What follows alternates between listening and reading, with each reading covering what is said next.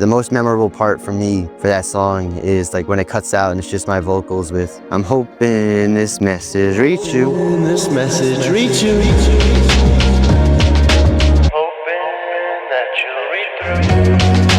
I'm hoping that you get this energy and then you take the time to sit with it and accept and be just as grateful for everything as I am for it. This message reach you. So, what is your name? My name is A.Rad. A.Rad. Tell me what you do, A.Rad. I do everything. Right now, I'm more on like a rock star, like rock R&B type vibe. I started pursuing that sound in the September retreat, actually. And I had some good mentors here to show me the ropes, Sick, Bodega, and of course, Evan. They really helped me understand the more nuanced ways of doing it. Especially Bodega has been really helpful. He being a producer, he knows not really like the lyrical aspect that you want to go for, but he does because he listens to music. But it's more of like he knows how I should be like fitting my vocals on it. So like after every song, for the most part, I'll like reach out to him and be like, hey, what do you think of this? Like, what should I work on? And he'll like send me some notes when he gets to it. Like, we're all our busy lives. I'm not expecting like right away. But, like when he gets to it, he'll send me like really helpful notes on it, like how to write better and like sing, how to like sing and fit myself on the instrumentals more, which is pretty nice. And like make a more complete song, which is something I've been thankful for. What are your dreams? They're pretty cool. They get pretty trippy sometimes. You know, so last night I was an alligator and I was just running around chasing the cows actually we got over there. Do you mean those types of dreams? I wasn't referring to that, but I am very interested. You could tell me more about that. I mean, you can also tell me about your personal dreams as well. Kind of just me just chasing the cows. It was pretty cool though, moving as an alligator, you know. I've never been that low to the ground moving that fast before, but somehow I was able to recreate it in my subconscious. So it's pretty cool. It's pretty sick. Yeah. So tell me about your dreams. What do you want to do? Where do you want to be? Tell me a little bit about where you see yourself. So I'll start with like the baseline dream.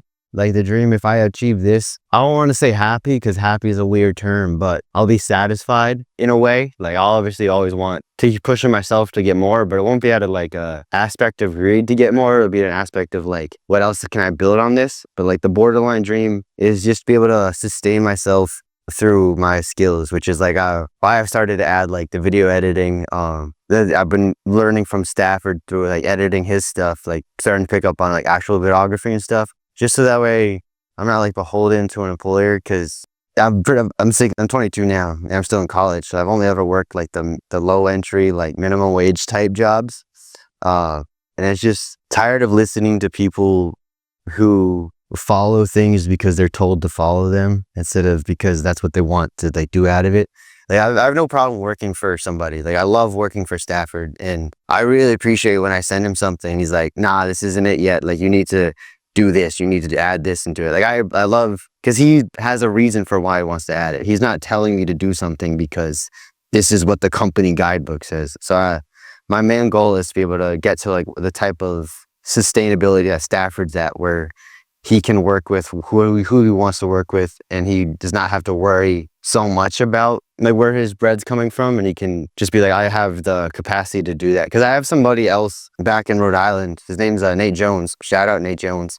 He was one of my first ever music mentors. He got nominated for a Grammy back in like 2018, I think it was. And then my mom met him at like some spirituality, forget what exactly type thing it was, but like a spirituality thing. 'Cause my mom has her own spirituality related business, so she met them, they crossed paths. She was like, you know, you're gonna do something with my son. Like my intuition's telling me like you're gonna do something with my son. So we connected, and he's just been like a big brother from afar. We're not as close as we used to because he just moved to South Carolina recently, but he was like the first person to show me that you don't have to be touring to be able to sustain yourself off of creativity.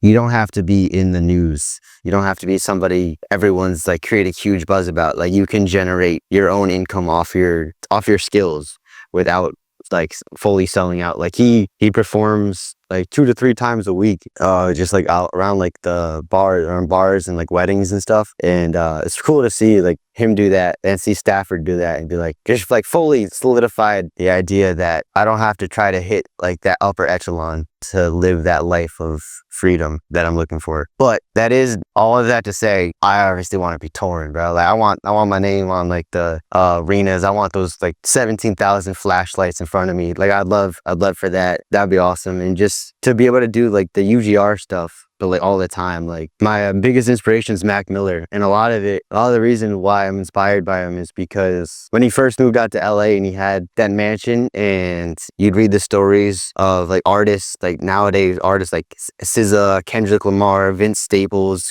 Schoolboy Q, Thundercat, like all those people would just pull up and have like a mini UGR, but like every day, like they just pull up and just like live at his house for free. And like that's the type of shit I want to have. I want to have like a nice house that I can just invite whoever I fuck with. Just pull up, don't worry about money, don't worry about nothing. Just come crash on my couch. I might have an extra bedroom for you. Come crash on there and let's just make cool shit. That's the real dream right there. Just be able to do stuff like that. It's awesome, man. Yeah, Yusuf there for sure. Fuck yeah.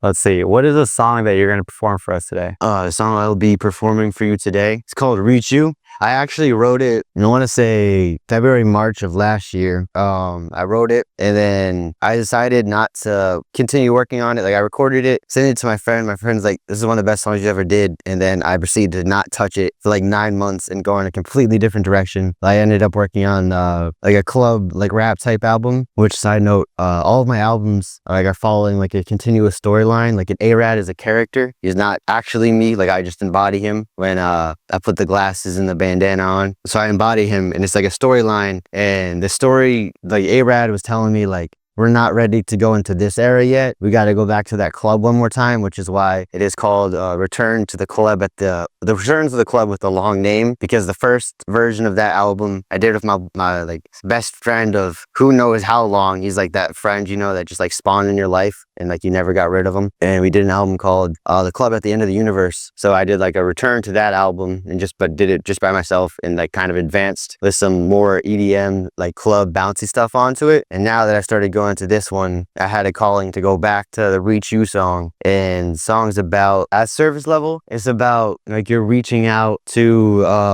like an ex, like it ended for like the right reasons, but you're still in like you're content with that, but you just wish you had like some more time with them, and you're just trying to show like just like thankful and you still like miss them, and you just hope that that energy gets sent out to them, which is the most memorable part for me for that song is like when it cuts out and it's just my vocals with I'm hoping this message reach you, and it's like the nice reverb swell, and then hoping that she'll read through, and it comes back and it's just like I'm hoping that you get this energy, and then you take the time to sit with it and accept and be just as grateful for everything as I am for it. Yeah. That's awesome, man. Thanks. So before we perform the song, is there anything that you would want to tell or share the world? Like in general? Anything.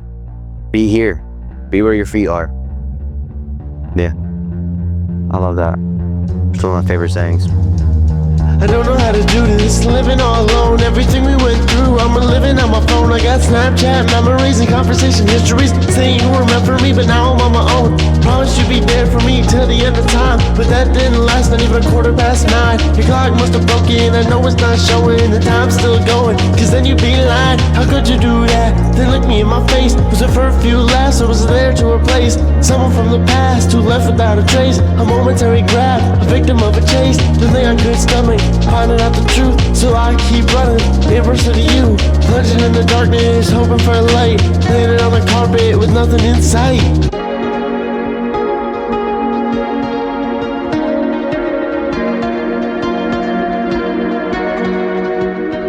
I used to write songs about you like almost every day. Now when I think about you, happiness fades away. The skies were once blue, then slowly turned gray. What was once new doesn't stay that way. I used to write songs about you like almost every day. Now when I think about you, happiness fades away. The skies were once blue, then slowly turned gray. What was once new doesn't stay that way.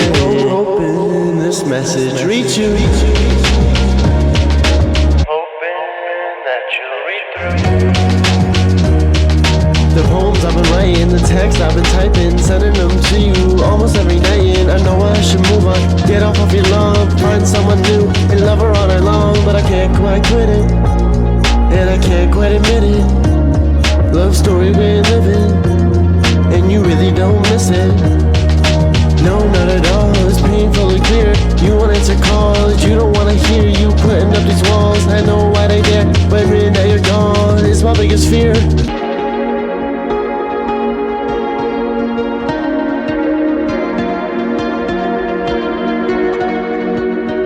I used to write songs about you like almost every day. Now when I think about you, happiness fades away. The skies were once blue, then slowly turn gray. What was once new doesn't stay that way. I used to write songs about you like almost every day. Now when I think about you, happiness fades away. The skies were once blue, then slowly turn gray. What was once new doesn't stay that way.